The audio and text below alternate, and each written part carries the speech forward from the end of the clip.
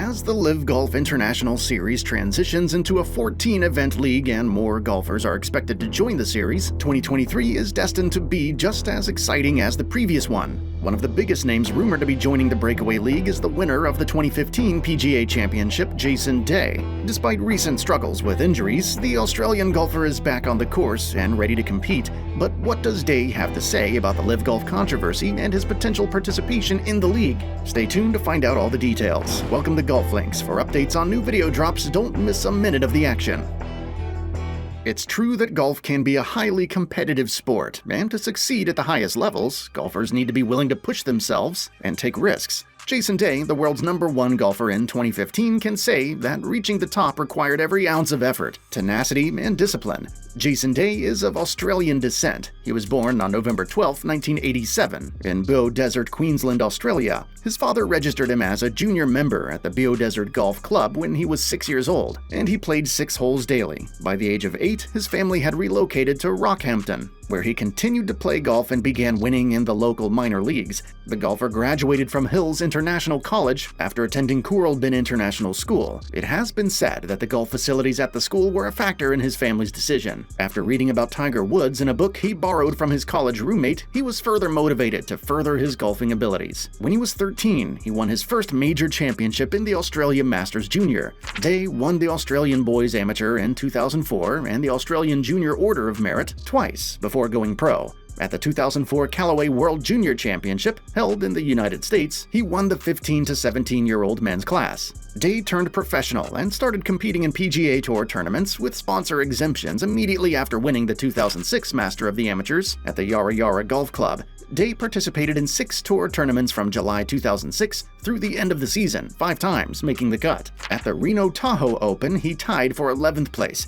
Day competed in the PGA Tour qualifying tournament, but despite splitting the 119th spot, he could not qualify for the tour. He began playing on the Corn Ferry Tour in 2007 and amassed 10 top 25 performances to finish 6th in the money standings. His most significant winnings were $94,500 at the Legend Financial Group Classic, sponsored by Synergies Solutions. Despite a poor 2008 season, Day preserved his conditional tour membership despite missing the cut 15 times in 28 starts. With a second-place performance in the Puerto Rico Open, he continued to advance in 2009 and guaranteed his spot on the PGA Tour. Jason Day also showed tenacity by being the youngest Australian to win on the PGA Tour in 2010. Day and his playing companion Blake Adams blasted their approach shots into the same water hazard on the 18th hole, setting up a chaotic conclusion to the HP Byron Nelson Championship. Adams bogeyed both holes, allowing Day to make a 14-foot bogey putt to win the championship. Day obliged, springing into the arms of his looper with joy.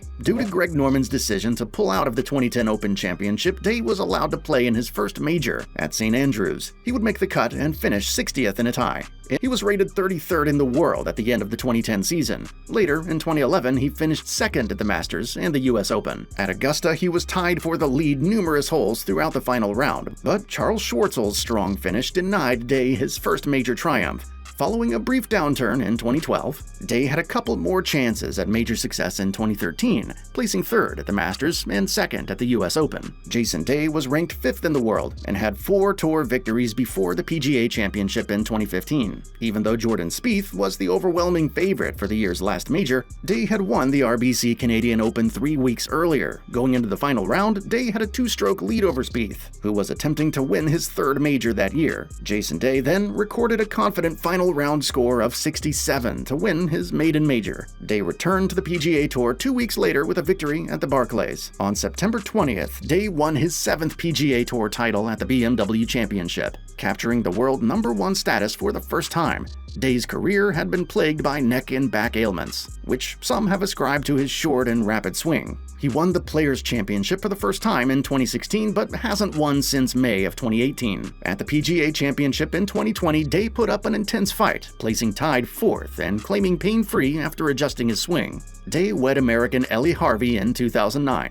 The couple met as teenagers in their small towns. They have 3 children and live in Westerville, Ohio. Day admitted that he and his wife discussed the prospect of retiring from golf in 2019 during the height of his injury problems. The last outing on course for the 35-year-old golfer was at the Tiburon Golf Club's QBE shootout. Jason Day had teamed up with Billy Horschel. Their performance in Naples, Florida wasn't fantastic, and they placed T10 with an overall score of 24 under. The Australian Day is presently rated 113th in the world, and 2022 wasn't very noteworthy for him. For the past 2 years, he has been suffering from back pain. However, despite being ranked below the top 100 in the official golf world rankings, Jason Day has been heavily linked to joining the LIV Golf International Series, with rumors ongoing Jason Day could be the latest Australian golfer to switch to LIV Golf from the PGA Tour. In light of the quite a lot of money available to golfers, the former world #1 has now publicly said that he doesn't mind their switching sports. When asked about LIV Golf, Day revealed that he is undecided about the Saudi-backed series. However, Day acknowledged the possibility of switching in the future, even though he indicated he wouldn't leave for the Rebel Series at this time. "I definitely would say no," Jason Day told the Palm Beach Post during the 2022 QBE shootout when asked about a prospective transfer to LIV Golf. "I wouldn't go right now. Who knows, maybe in a year you'll think otherwise." It is important to remember that Day has long been connected to LIV. Since Smith, who captained the All-Australian Team Punch after winning the Open, departed the PGA Tour, Day's name has been mentioned. That increased the rumors that Day and Adam Scott, the other 2 most notable Australians on the PGA Tour, may join Smith's squad.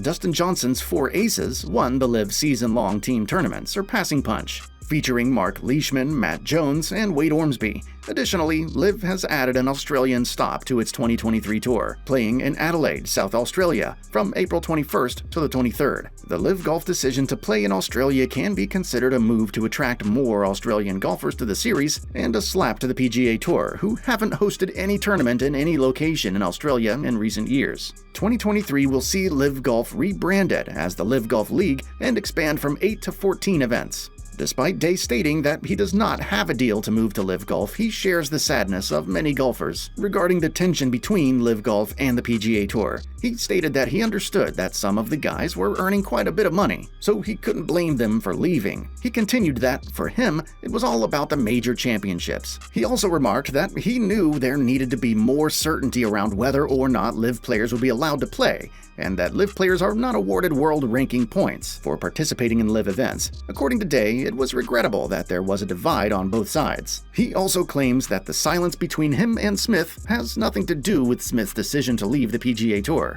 even though they hadn't spoken since Smith made the switch in August when he was number 2 in the world golf rankings. "He's a buddy, we just haven't talked," Day explained. "All of those guys out there are my buddies. Some friendships were shattered between some of the more vocal guys. I'm not bothered by the men leaving. I truly hope the tours can collaborate in some way. That would be fantastic." When asked about a way for the PGA Tour and LIV Golf could collaborate, Day planned that the PGA Tour would control the calendar from January through the FedEx Cup Finals in August, and LIV would comprise the best 48 golfers from the PGA Tour for a league that would begin play in September. He continued that if the 2 organizations wanted it to work, he believed that it might work. "If the golfers do not want to play in the fall, you're not required to," he stated. "I'm not upset that the guys are leaving." He said he wished the tours could join, as they would be entertaining. So, do you think Day's plan could work? The PGA Tour would run from January to August, and the LIV Golf Tour from September to the end of the year. So let's hear your thoughts in the comments section below.